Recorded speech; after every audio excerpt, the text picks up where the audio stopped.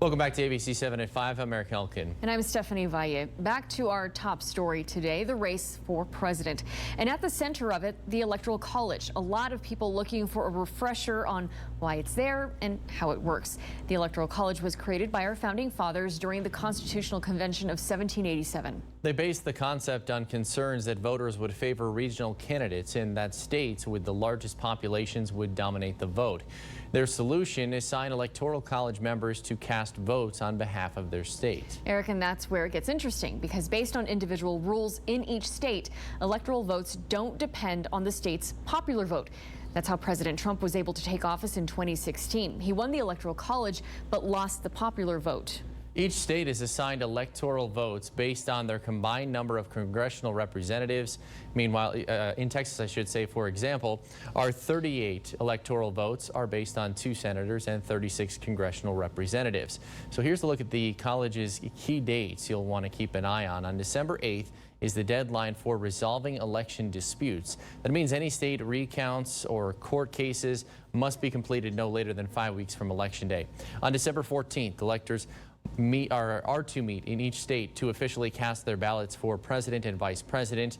Copies of each ballot are to be sent to the president of the Senate, each elector's secretary of state, and the presiding judge in the district where each respective electoral meeting is held.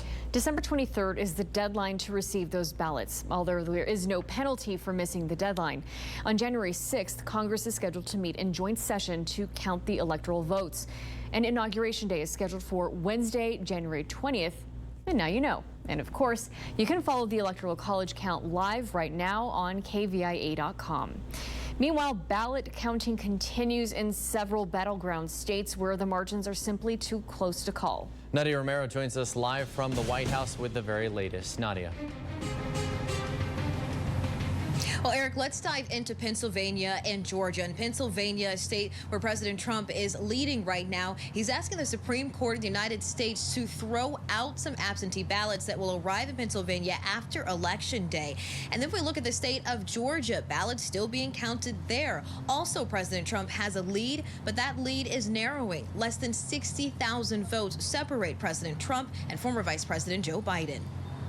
The race for the White House is down to the wire as millions of ballots, including key battleground states, are still being counted. So far, neither President Donald Trump nor former Vice President Joe Biden have reached the 270 electoral vote threshold to clinch the White House. But in a stunning move, President Donald Trump baselessly and prematurely declared victory. We were getting ready to win this election. Frankly, we did win this election. While also making unfounded claims of fraud and suggesting he'll take the fight to the Supreme Court. This is a very big moment. This is a major fraud in our nation. Joe Biden issuing a strong rebuke of the president. Power can't be taken or asserted.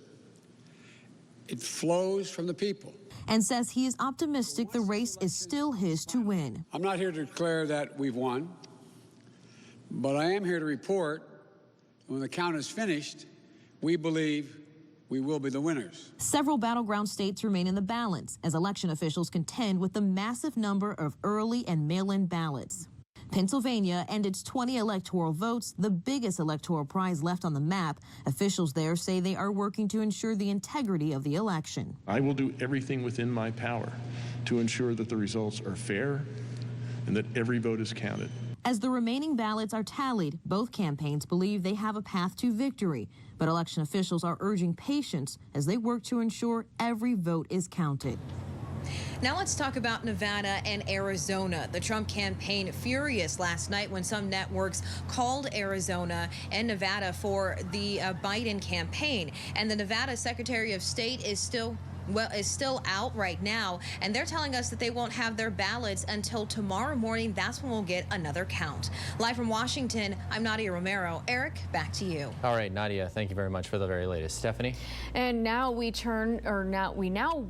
to turn to our other national correspondent. Camila Bernal is standing by in Wilmington, Delaware, rather, with the response from the Joe Biden campaign. Camila, how is the Biden team responding to recount requests?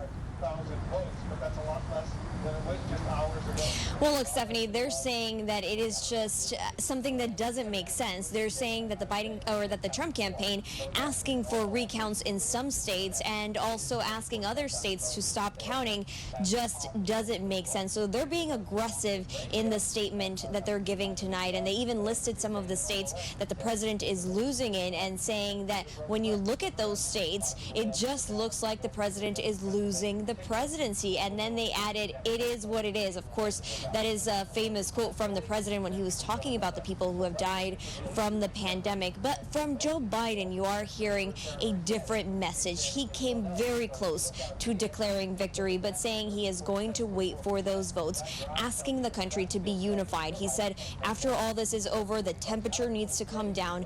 People need to come together. It's a line that he's been using over and over again in his campaign rallies, saying it's not about blue states or red states, but it's about the country coming together. And so we know that Joe Biden is looking ahead. It is looking like he is knocking on that front door of the White House, but at the moment he still cannot say for sure that he can get to that 270 number.